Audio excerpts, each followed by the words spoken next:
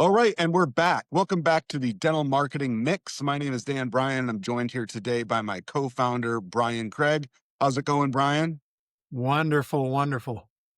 Ready to dive into it. So today we're really excited because as digital marketing guys who are focused on dental marketing, we get excited each year when a company called Whitespark puts out its local search rankings report. And that is, simply a really well-regarded publication within the industry that talks a little bit about the factors that influence how your practice gets ranked in local search. And so we're really excited to dig into what's new this year, and this is something that I think ought to be paid attention to by any dentist owner who's interested in growing their online visibility. So let's just kick it off, Brian. There were some interesting changes this year and some trends that have continued that we've seen previously. What struck you most off the bat in reviewing this year's report?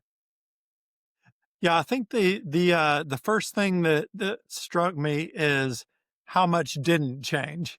Now Yeah. there were certainly some new things with AI and there were some slight changes, but um, just how much the fundamentals matter really and still continue to matter despite what you may hear from all the ads that you might see online.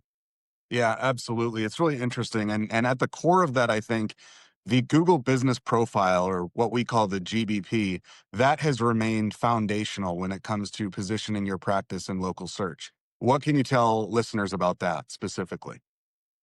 Yeah, so you need to do a couple of things and they all center around making sure your Google Business Profile is accurate, is constantly updated, and really just does properly reflect your practice to visitors. This is things like consistent hours, service details for the different types of services you offer your patients, Yeah. uh, nap consistency, which I know we've beaten to death over the years. Yeah, and that's Uh, interesting that that NAP consistency that you're talking about, that's name, address, and phone number. And actually, those yeah, citations fell to their lowest level yet this year, which is really interesting because it's something that, I think a lot of people put a lot of weight into maybe 3, 4, 5 years ago. And we're seeing that yeah, decline a little bit. One thing that the GBP also does, though, is serves as a home for your reviews. And we've talked about reviews on this show a lot lately. Both you and I have. But it's interesting because this year reviews hit their highest level in terms of their influence on local search at about, what Whitespark anyway calculates at about 24% impact. So how important are reviews to generating visibility for dental practices? they remain one of the most important things that practices can do to really boost their visibility. Um, so the interesting thing to me out of this report and out of other recent industry reports that I've been reading and from what we've seen with our clients is that just a five-star review, like without any notes or that just says like this practice is great, does not hold the same value as a review that says I was looking to get my teeth whitened in Raleigh and I went to this practice Yep. and they have the best teeth whitening service around. Yeah. Because Google, whether you're talking about like Google AI reviews, ChatGPT, Perplexity, Gemini, Grok, whatever, um, AI takes a look at these reviews and the content of those reviews, which is the new piece. So you don't want to coach too much on reviews, but it is interesting to see that they're pulling detail out now. Yeah, and so Google really values, and these AI platforms to that point really value context. And so providing as much of that as possible within the reviews. And I've also heard anecdotally that it's important to include some of those contextual clues in the responses to reviews also. So that's a Yeah. great way that, yeah, that's a great way that dentists can kind of sneak that context in there if it's not in the original review itself. Another thing following on the heels of reviews in this report are what we call on-page signals. What can you share with dentists out there about that? What are on-page signals, and what are some of the things that Google and AI platforms are looking at to assess the credibility and authority of your website? Yeah, so on-page signals, it's mainly talking about the structure and content of your website. So, at a basic level, things like dedicated service pages for each one of the services you're offering your patients. At a more advanced level, maybe it's specific city and service pages for those services that have search volume. Depending on the market and depending on quite frankly, the marketing budget and capability of the practice can determine how deep into that you go. Yeah, absolutely. Another thing that's interesting about this report, I thought, but like you said, so much really hasn't changed. The fundamentals are the same. Even in this new era of AI search, the fundamentals are really important. But one Mm. thing that I was struck by was the importance of what they call behavioral signals in this report. And so, Yeah. talking about how the user actually interacts with your website. And your GBP, are they making phone calls? Are they scheduling consultations? Are they initiating a chat or filling out a form? These behavioral indicators that Google uses to sort of assess the user experience and the value that your practice is offering, those are also really important. Yeah, there are a lot of people out there trying to game this right now, and this is a particularly interesting topic. Trying to game, clicking on directions and engagement with profiles and that type of thing. Something interesting I've seen some people recommend, and I haven't personally seen this move the needle, but maybe if you have a small practice just starting out, asking people, if it's friends and family or employees or whatever, to go into Google Maps and map their way to the practice on the way into work in the morning. Um, just interesting ways to try and get engagement on the profile, especially for practices just starting out, Yeah, uh, can make a little bit of an impact. So yeah, yeah. this behavioral signals is particularly fun. Yeah, it's interesting. Gonna put you on the spot here for a second, and you and I have talked about this a Right. lot. What do you think about Google's prominence in all of this? I mean, this report used to be essentially exclusively focused on Google. Now, Yep. Whitespark is taking a look at AI platforms, like you said, ChatGPT, Gemini, Grok, all of those. And we've been doing the same thing at Dentalscapes. We're really focused on what we call AIO in addition to traditional SEO. But what do you think about all this? I mean, obviously, we just talked about reviews and how important those are. And primarily, these platforms are looking at Google reviews. Do you think that Mm. Google is as dominant as it was just a year ago? Do you think we're going to see a real fracture of search, or what's kind of your take on all of that? That's really an interesting question because, I think it depends on if we're looking in the short term or in the long term.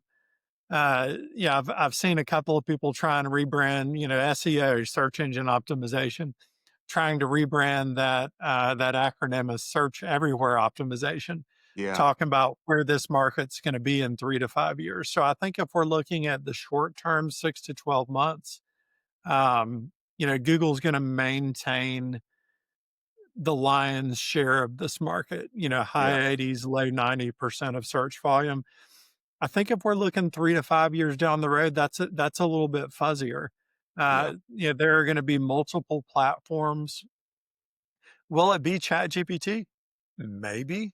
Will it be something like Gemini? Probably more likely.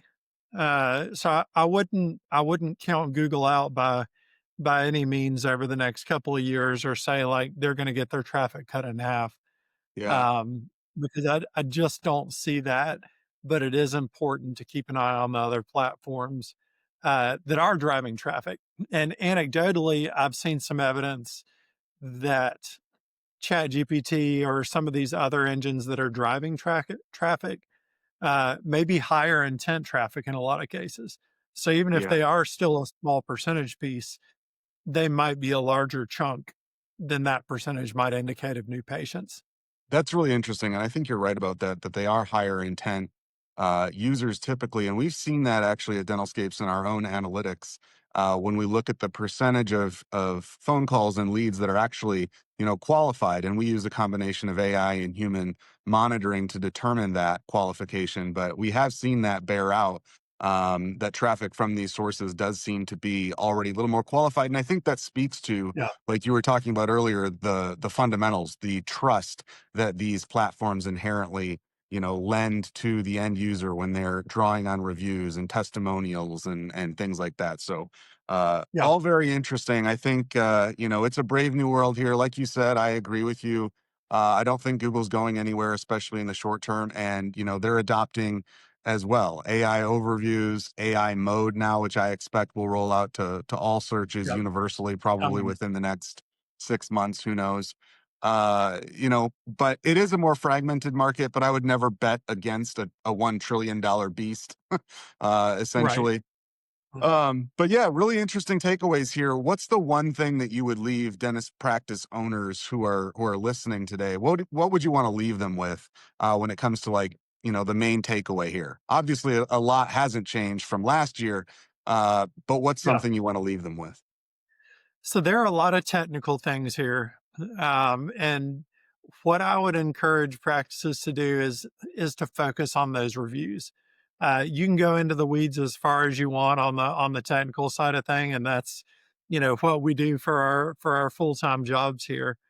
Um, but I would say rely on your agency and rely on profession. If you're working with an agency, rely on your professionals for the really technical and the weed stuff, and focus on the things that you can do as a practice that really move the needle. And the primary thing for that, since we know most organic leads come through the map pack for dental practices, is to put a focus on getting reviews.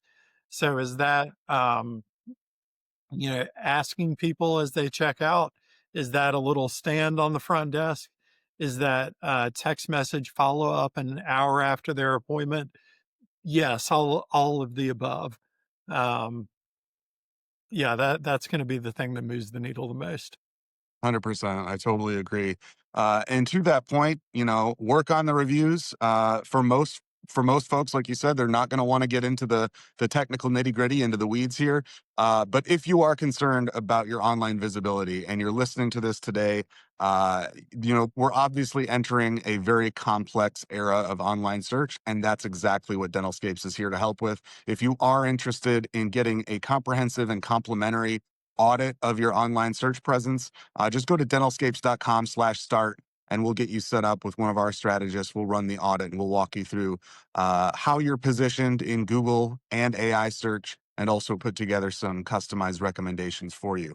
But in any case, thank you so much for joining today, Brian. Thank you all for listening. If you liked what you heard today, please take just 2 seconds and leave us a rating or a review. Speaking of reviews, on Apple Podcasts, Spotify, YouTube, wherever you listen to or watch your podcasts. It is the best way to help us reach other dentists out there and practice owners, and we can't thank you enough. So thanks for being with us. We're here every single week, so tune back in next time. Review the previous episodes. Like I said, Brian and I really dug into reviews a lot last week, and we'll talk soon. Thanks a lot, everyone. Take care.